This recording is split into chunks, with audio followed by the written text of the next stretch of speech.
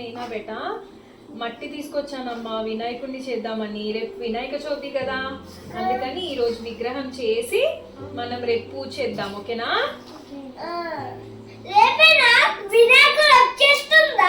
అవునమ్మా. మమ్మీ మరి చెప్పు బేటా. బయట తీసుకోవచ్చు కదా వినాయకుడా? అవును, బయట దొరికే వినాయకుడు కలర్ఫుల్ గా ఉంటాడు, కానీ ఆ కలర్స్ వల్ల కెమికల్స్ వల్ల మనము వినాయకుడిని చేసి పూజ చేసిన తర్వాత నిమజ్జనం చేస్తాం కదా, చేసినప్పుడు ఆ వాటర్ అన్ని పొల్యూట్ అయిపోతాయి. సో అందుకని మట్టి తీసుకొచ్చాను నేను. మట్టి విగ్రహాన్ని చేసి మనం పూజ చేసుకుని తర్వాత మన చెట్లో నిమజ్జనం చేసామనుకో ఈ మట్టి ఈజీగా డిజాల్వ్ అయిపోతుంది. అందుకని చెప్పేసి వాటర్ ఏం పొల్యూట్ అవ్వవన్నమాట ఈ మట్టితో చేస్తారు. అందుకని మనం మట్టి విగ్రహాన్ని చేసి పూజ చేసుకుందాం. ఓకేనా? ఈ వినాయకుడు ఈకో ఫ్రెండ్లీ అన్నమాట. ఏ కెమికల్స్ కలర్స్ లేకుండా చేద్దాం. ఓకే? మీరు కూడా నాకు హెల్ప్ చేస్తారా మరి? వెరీ గుడ్, చేద్దాం రండి. వాటర్ వేసుకొని ఫస్ట్ ఇట్లా కలుపుకొని నేను కలిపిస్తా, తర్వాత మీరు చేద్దురు. ఓకేనా? ఫస్ట్ నేను కలుపుతాను.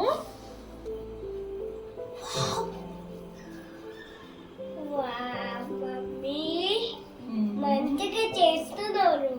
అవునా బేటా? అవును, మెహందీ లెక్క ఉంది. ఇలా బేస్ చేసుకోవాలి. ఓకేనా? వినాయకుడిని దీని మీద కూర్చోబెట్టడానికి ఇది బేస్ అన్నమాట.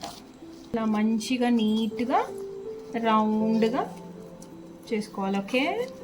నేనేమో ఇలా సర్కిల్స్ చేస్తున్నా మమ్మీ. ఓకే, చెయ్యండి.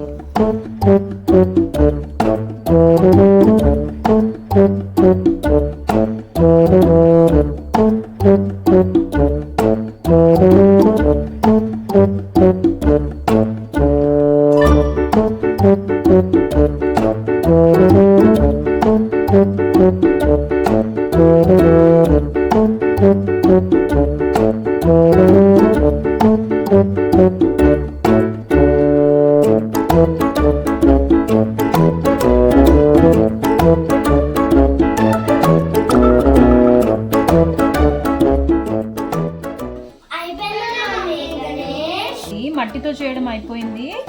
మీరు క్లేతో ఆడుకుంటారు కదా, దాంతో వినాయకుడికి ధోతి చేస్తున్నాను ఆరెంజ్ కలర్తో. ఓకేనా? ఒక ధోతి వేసేసి రెడీ చేస్తే అయిపోతుంది. మీరు వెళ్ళి కూర్చోండి, అయిపోయాక నేను పిలుస్తాను.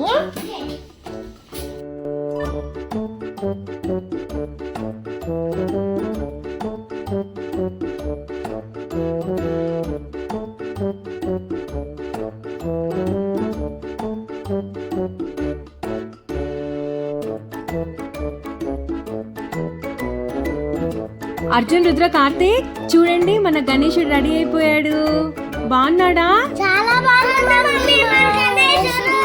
అవునా బేటా? Thank you. రేపు పొద్దున్నే లేచి మనం గణపతి పూజ చేద్దాం. ఓకేనా? Okay mummy.